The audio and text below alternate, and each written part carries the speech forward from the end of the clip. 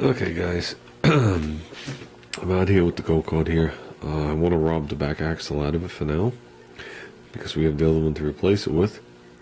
And I also want to just take away some of this butchery shit that they did to this thing. Just clean up some of this garbage. It's all going in the garbage anyway, so. This is a 1-inch solid axle, fully keyed. Okay. This one has bearings in it that they call a double stud, not the triangular one. Okay.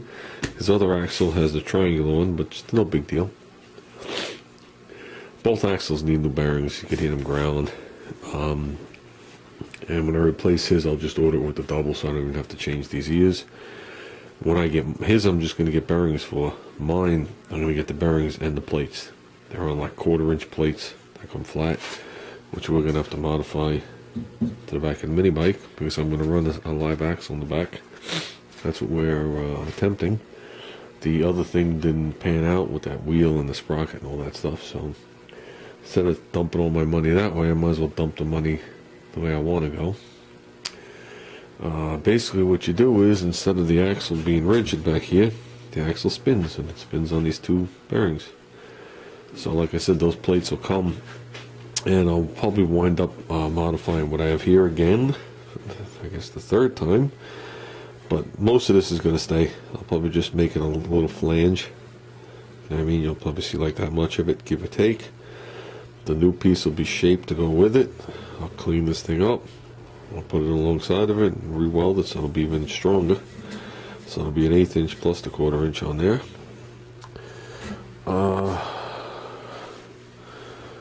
And basically what I need for the back is, I need a 6-inch diameter and a 5-inch wide aluminum wheel, which would land about this size, but this is a 5-inch aluminum wheel. So this is 5-on-5. So they call it 10 by 4.5 by 5. Which means the belly is 10 inches. Okay, the tie is 10 inches tall. The tread is 4.5 inches wide. It's a 5-inch rim. So I basically need this exact rim, because I measured it at 5 inches, in a 6-inch rim, which I found one already, inexpensive. And you can see how it mounts on the hub. Basically, we'll be grabbing one of these hubs, and that's how you do it. So you'll have the axle coming across with the two bearings on it. It'll be fully keywayed. You put the flange on there with the wheel on it. I can slide it wherever I want. Okay. It'll only be bolted in on one side. And then I'll be taking this sprocket, which is a 72-tooth sprocket, which is really what I like. I'll be taking that piece of junk off there that they put on there. Why they did that when they had that on the brake, I don't know. And I'll be using this sprocket, which is on the same thing. It's on a hub, and I'll be able to slide it all around. So I'll probably have the hub facing inward and the sprocket outward. I'll be able to put it wherever I want and fine tune it. So it's definitely a nicer way to go about it. It's obviously a little more work again, but you do it now, you don't want to do it later. So let me just take some of this hackery stuff off here and let's move on.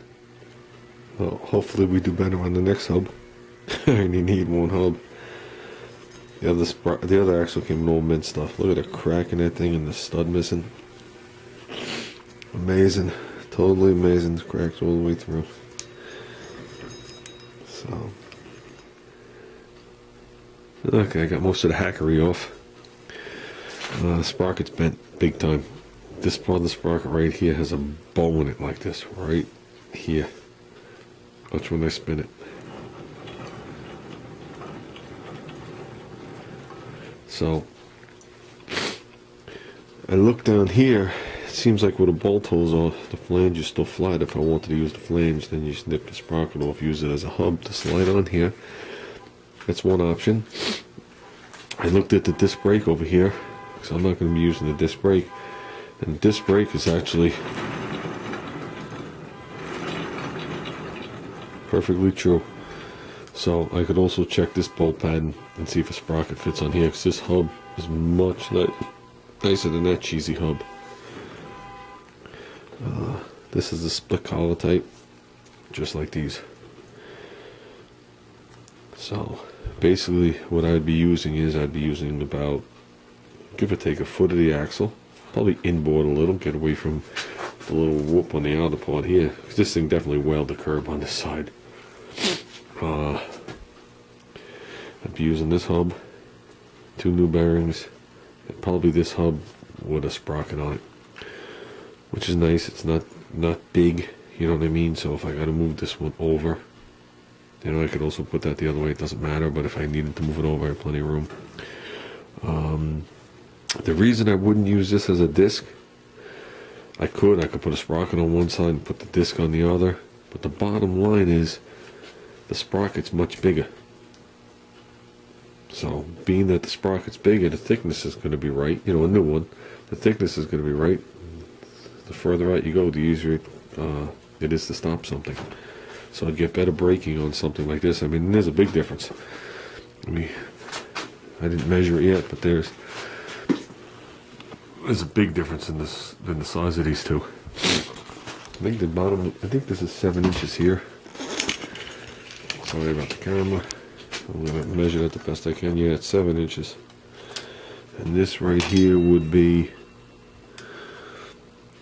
8.5. So 1.5 inches is a big difference, guys, in your braking force. So, well, the other axle almost fit in. Believe it or not, the bearings are in the same exact spot. The collars are wrong. These are the ones with the 3 bolts. He had 2. So I could have just bolted it on and just left it like this. This, somebody, for some reason, cut a little keyway slot, mounted it here. I don't know what they had this thing on. But we got the keyway slot where it belongs. That's all that matters. Take the sprocket, move it over. This one was a nice split job, these 2 pieces. So, believe it or not, this guy had I don't know, like 10 different sets of these zip tied together. And he told me for this whole complete axle, 20 bucks. So he had all the different sets, so I figured maybe I'd get an assortment of them. And I asked him how much he wanted, and he goes, well, I want $20 a set. It's like, okay. We didn't take them. I'll be honest with you, the guy cut me a lot of good deals. This is the guy, I mean, he gave me this axle for 20 bucks, complete. He said rims are mint, just the tires are wasted. Hubs in there are mint. He gave me that gas tank, a mint gas tank with no rust on it, which wound up on the Cat. And he gave me that air cleaner that was on Junior's go-kart for a while. Gave me both of those for $5. He had a complete front end. He came with the shaft, both these, which I needed, the tie rod ends, and the knuckles, and the rims and crap hanging off them. Well, there was no rims, just the spindles. And we had to leave, unfortunately.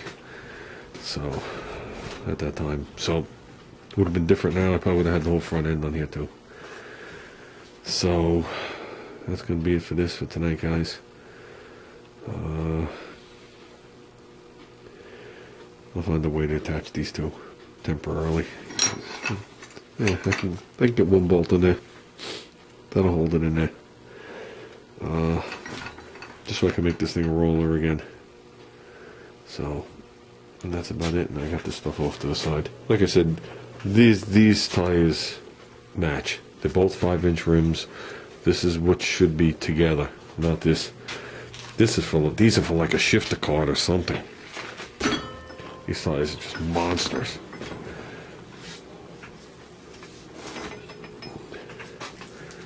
I mean, there's a big height difference too. So, but that's it, guys. I'm gonna call it for tonight, and I'm probably just gonna move some of this crap out of here and ride the bike for a little while.